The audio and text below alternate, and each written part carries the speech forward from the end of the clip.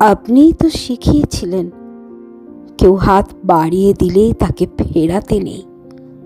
আমি বিশ্বাস করে আপনার হাতটা আঁকড়ে ধরেছিলাম, কিন্তু আপনি অবলীলায় হাত ছেড়ে যাওয়ার পর আমি সহস্রবার শূন্যে হাত বাড়িয়েছি।